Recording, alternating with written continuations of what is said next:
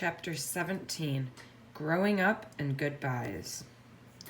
The next morning, Mrs. Darling walked into her children's bedroom, and there they were, her babies, sound asleep as though they had never left.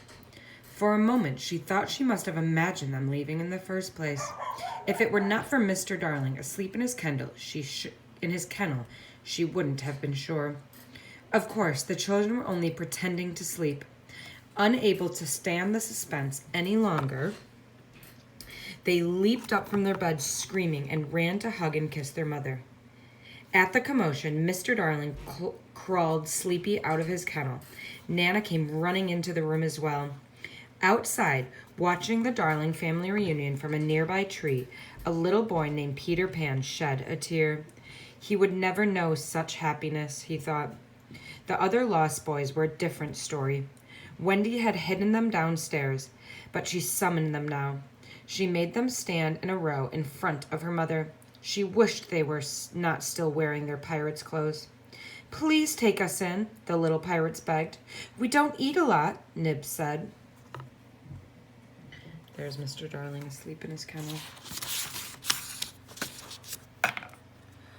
"Of course we will have you," Mrs. Darling cried at once, but Mr. Darling frowned. "It's an awful lot of boys," he said. Really, he had just wished Mrs. Darling had not answered without asking him. "I wish people wouldn't treat me like a nobody in my own house," he explained. "We don't think you are a nobody," Toodles cried, and the others all agreed. Oh, sorry, excuse me. "You are everything to me," Mrs. Darling whispered to him. Happy, Mr. Darling said he supposed they could make room somehow. As for Peter, he was still outside, lingering.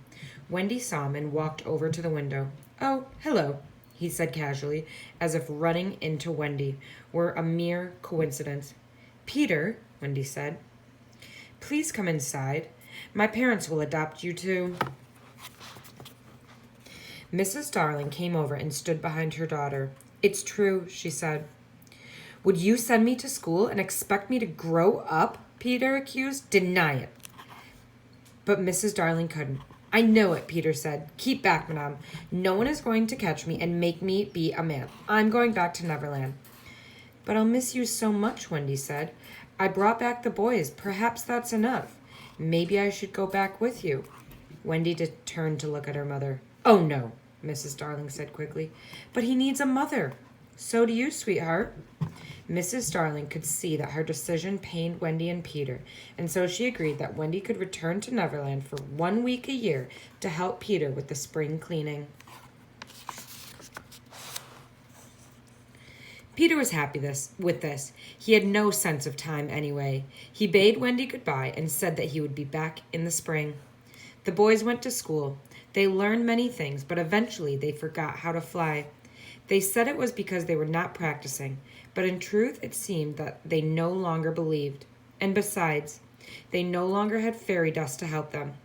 Michael held on to his belief far longer than the others, and Peter did come back as he promised at the first sign of spring. Wendy had grown up since he'd last seen her, and she was worried he would notice. He didn't.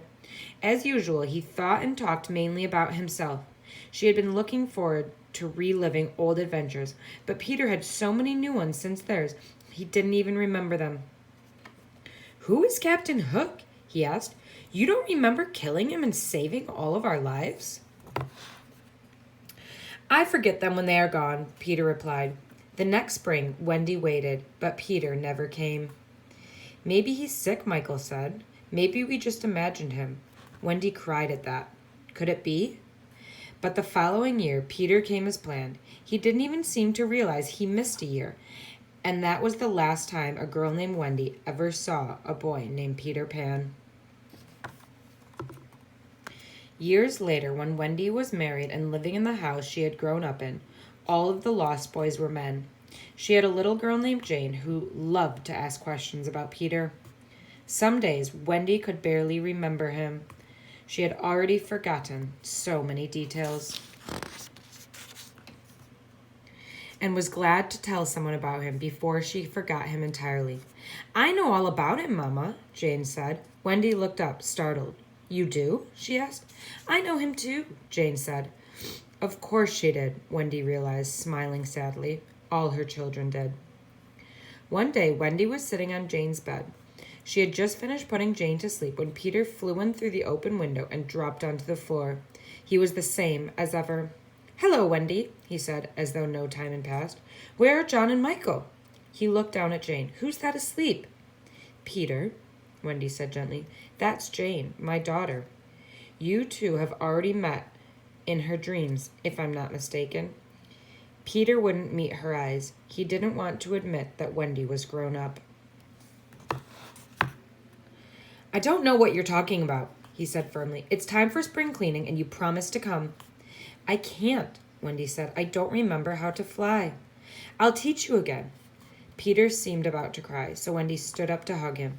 But when she did, she loomed so tall above him, obviously a grown-up, that his eyes opened wider in alarm, and he gasped. It's true, Peter, she said. I'm grown. No, you promised. I couldn't help it, she said. I'm married now and a mother. Peter started to cry, so Wendy went downstairs to get him some warm milk. While she was gone, his sobs woke Jane. She knew at once who the boy was. By the time Wendy returned, Peter was once again laughing, and Jane was flying around the room with him, giggling.